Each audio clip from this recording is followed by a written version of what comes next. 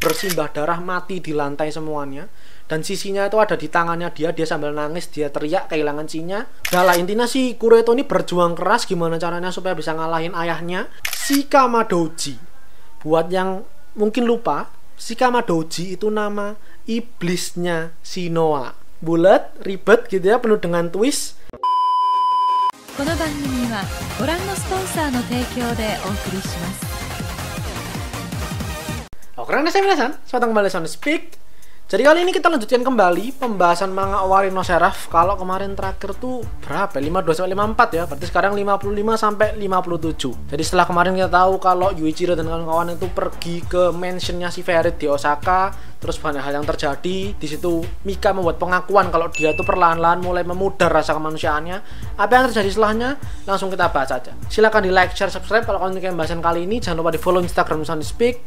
Mari kita mulai ceritanya.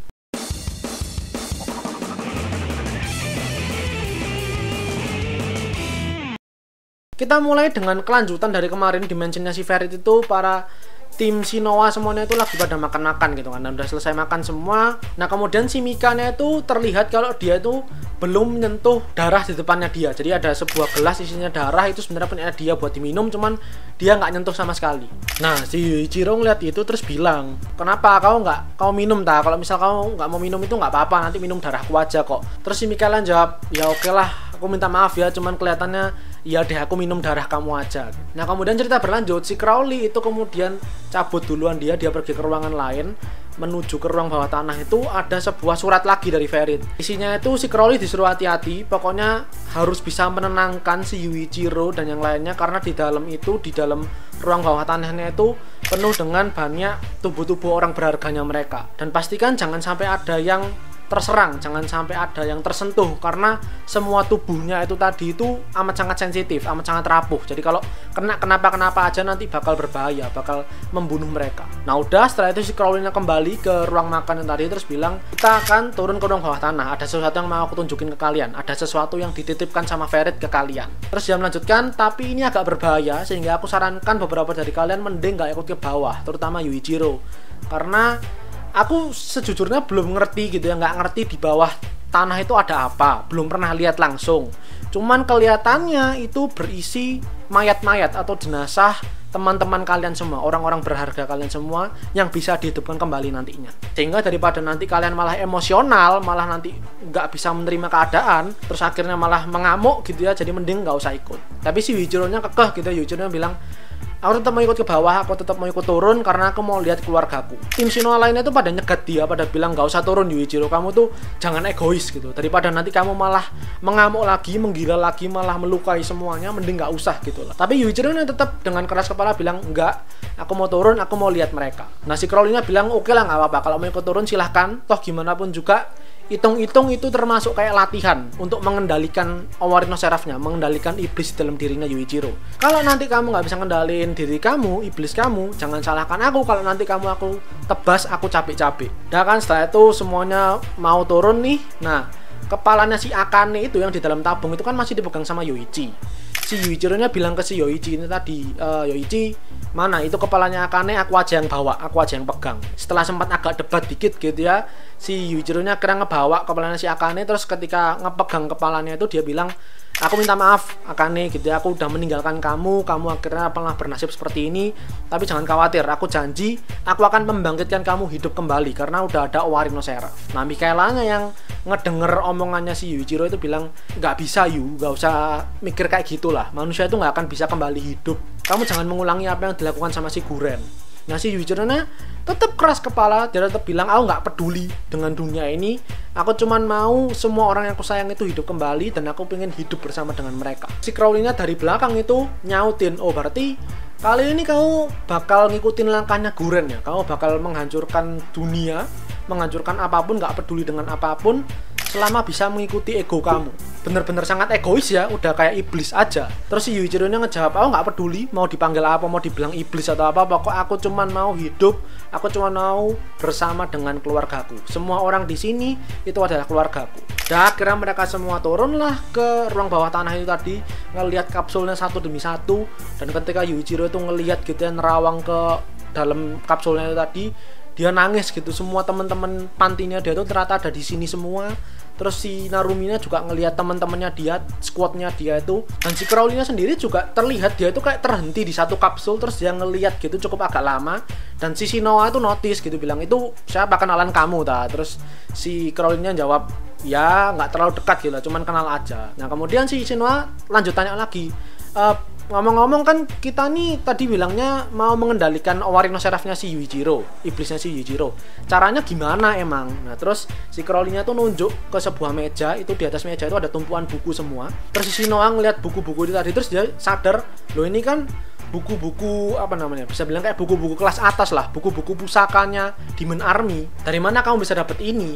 Dan lagian kalau misal kita mau ngebedah isi bukunya satu demi satu, itu waktunya bakal lama karena ini buku tingkat tinggi gitu loh. Nah setelah itu si Crowley bilang, jangan khawatir, kita akan dapat bantuan. Orang yang bakal bisa memecahkan, yang bakal bisa membedah isi bukunya itu tadi lagi dikirim sama Ferit kemari. Nah kita berpindah ke Shinjuku, dimana kalau kalian ingat di beberapa part sebelumnya itu aku bilang kalau di Shinjuku Hiragishinya dan semua teman-temannya Guren itu ya semuanya kan dipenjara di sana. Si Guren datang ke sana, jenguk sisinya, dan kemudian diajak keluar, diajak pergi ke Osaka. Nah di dalam perjalanan, jadi mereka naik mobil gitu ya, si Gurennya ini diem terus gitu, dia nggak mau ngomong, padahal sisinya itu udah tanya-tanya dan dia cukup tersulut emosi. Dia masih mengungkit masalah kenapa sih di Nagoya itu kamu ngebantai semua teman-teman kita, alasannya itu lo apa. Si Gurennya tapi tetap diem 1000 bahasa, nggak mau ngomong sama sekali. Nah yang lainnya, teman-temannya juga yang lain itu ya, itu juga ikut nimbrungin gitu, ikut nimpalin, iya Guren kamu loh, kenapa sih kok nggak mau ngomong gitu loh. Maksudnya kita ini kan udah temenan dari lama, kita bahkan udah kayak keluarga. Dari 8 tahun yang lalu tuh kita udah bersama gitu loh, kenapa kok masih ada yang kamu simpen, ada yang kamu rahasiakan. Nah waktu dibilang kayak gitu, si Gurennya itu flashback ke 8 tahun yang lalu. Di 25 Desember waktu Natal, di situ diperlihatkan kalau semua teman-temannya dia ini bersimbah darah mati di lantai semuanya. Dan sisinya itu ada di tangannya dia sambil nangis, dia teriak kehilangan sinya. Dan di situ dia udah kayak buat sumpah, aku nggak peduli apa yang terjadi dengan dunia ini. Aku cuma pengen teman-temanku ini hidup kembali. Aku pengen melihat senyuman mereka. Meskipun mereka cuma bisa hidup 10 tahun lagi, mereka hidup kembali dan cuma bisa bertahan selama 10 tahun, aku nggak masalah selama bisa bersama dengan mereka. Dan dari situlah Owari no Seraph-nya itu dimulai. Jadi diperlihatkan kalau aku nggak ngerti, mungkin di sekelilingnya itu peti jenazah mungkin kali ya. Nah di tengah-tengah itu si Gurennya nusuk pedang ke tanah, dan dari situ ada cahaya bersinar terang gitu ya, dan dari situlah peradaban manusia mulai musnah. Nah kemudian kita kembali ke masa sekarang, dimana Gurennya ini lagi nyetir dan sambil ngelamun flashbacknya itu tadi, agak notice gitu, kelihatannya waktu kita tadi nyebut kata keluarga dan kata 8 tahun yang lalu, si Guren ini kelihatannya kok agak bereaksi sedikit gitu loh, sehingga akhirnya mereka memutuskan ya oke lah gitu lah, mungkin memang Guren nih ada sesuatu yang nggak bisa diomongkan ke kita, ada sesuatu yang memang cuman dia aja yang bisa nge-keep sendirian, lebih baik nggak diomongin ke siapapun. Sehingga ya udahlah gitu, nggak usah diomongin, nggak apa-apa Guren, nggak masalah kok. Nah setelah itu tiba-tiba dari atas mobilnya itu masuk ada Mbak Kuntinya Mahiru di depan mukanya si Guren. Jadi dia bergentayangan kemana-mana, terus tiba-tiba datang ke mobilnya tadi di depan mukanya Guren, dan dia ngebisikin ke si Guren itu, jangan sampai ini orang-orang ini yang sebenarnya udah mati 8 tahun yang lalu dan kamu hidupkan ini tahu apa yang sudah kamu perbuat ke mereka. Kalau para orang-orang yang sudah mati tahu kalau mereka itu hidup kembali, kamu bisa bayangkan seberapa kecewa dan seberapa marahnya mereka. Kemudian yang bisa ngeliat kan cuma si Guren sendiri ya.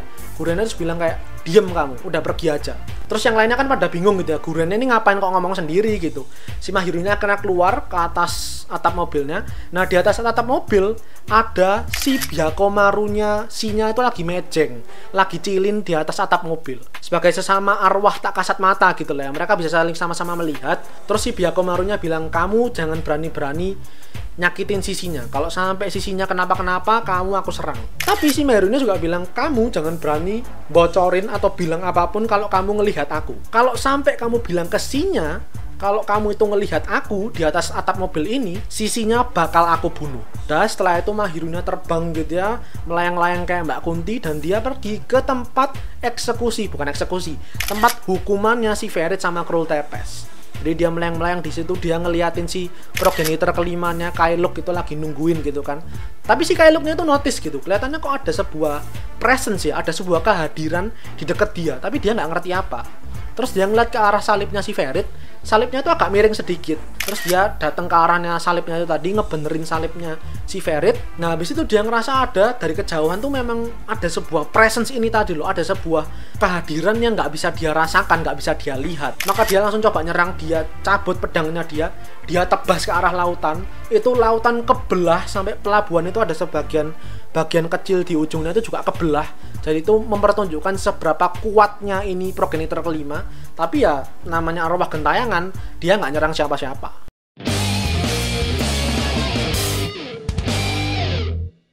Nah akhirnya Guren dan yang lainnya ini sampai di mentionnya Ferit. Jadi yang tadi maksudnya si Crowley akan ada bantuan yang mau memecahkan isi buku itu, ya si Guren maksudnya.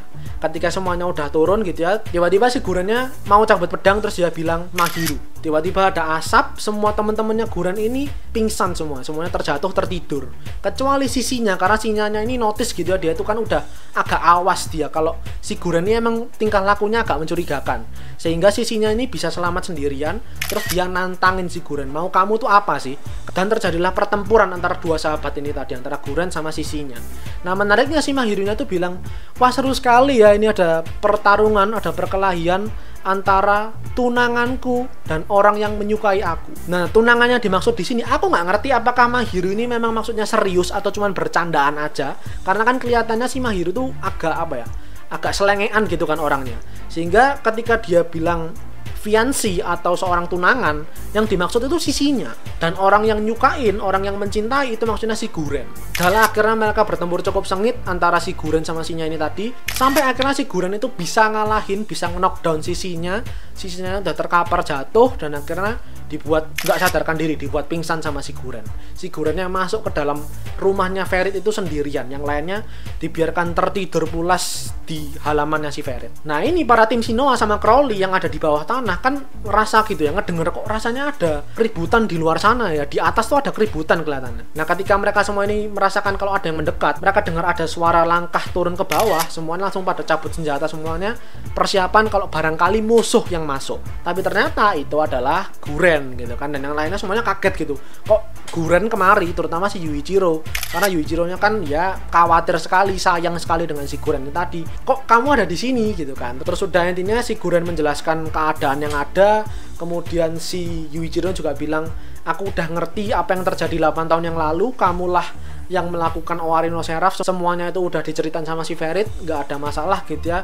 Terus si Kimizuki karena ngeliat si Guren gitu kan, dia kan khawatir dengan adiknya, dia tanya, "Let call Guren, adikku apa kabar? Adikku gimana kabarnya?" Terus si Gurennya jawab, "Nggak usah khawatir, adik kamu masih hidup kok, dia aman." Terus si Gurennya melanjutkan, "Aku minta maaf, aku nggak bisa menghentikan kalau adik kamu tuh jadi eksperimen Owari no Seraph gitu, itu aku minta maaf sekali. Andai aku lebih tangkas, andai aku lebih cerdas, aku seharusnya bisa menghentikan itu tadi, aku bisa menghentikan adik kamu jadi eksperimen Owari no Seraph." Terus si Kimizuki-nya bilang, dia ini jadi bahan eksperimen ini karena seseorang gitu kan, pasti ada orang yang menaruh dia di posisi itu. Tapi siapa? Apakah keluarga Hiragi yang mana notabene adalah penguasanya Jepang di dunia Owari no Seraph?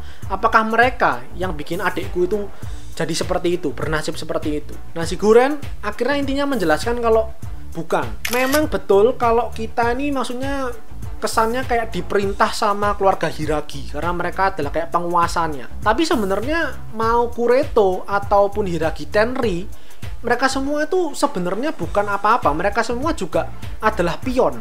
Ada orang lain, ada sosok lain di atas keluarga Hiragi yang menjadi dalang dari semua ini, yang menjadi mastermind di balik semua kekacauan yang terjadi.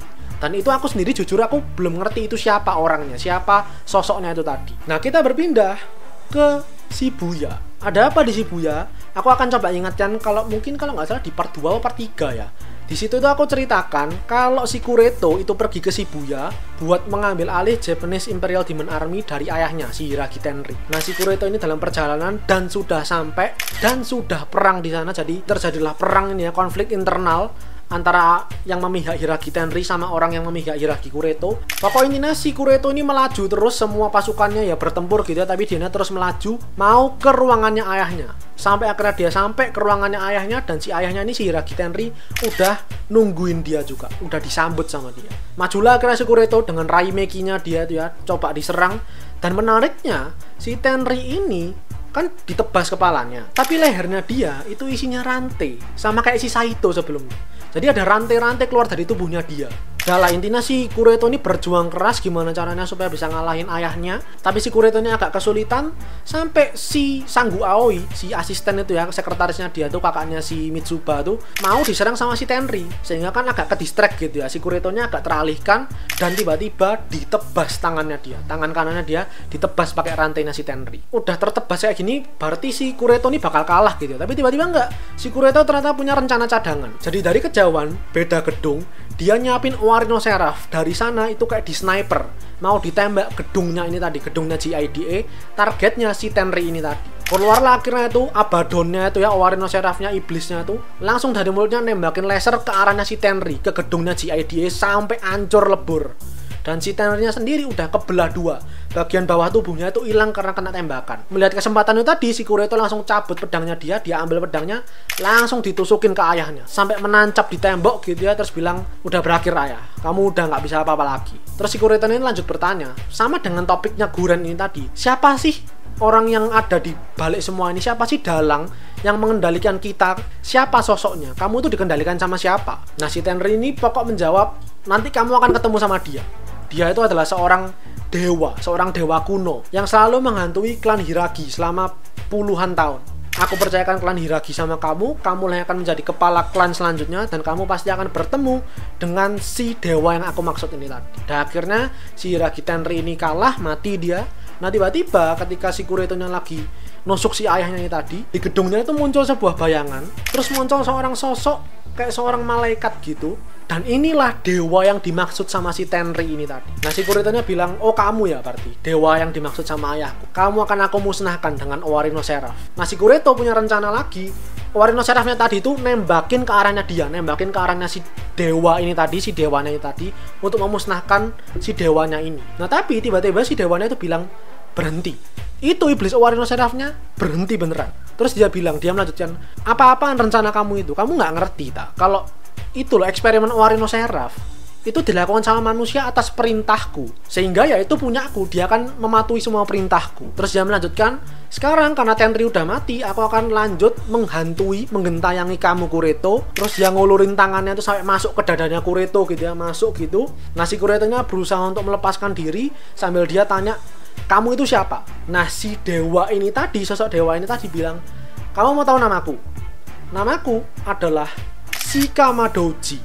Buat yang mungkin lupa, Shikama Doji itu nama iblisnya Shinoa. Bulat, ribet gitu ya, penuh dengan twist.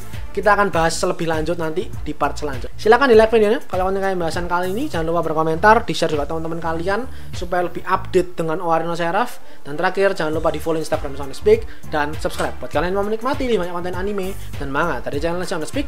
Karena anime dan manga itu yang aku suka dan itu yang kalian suka. See you guys in the next video. Itadashi minasai.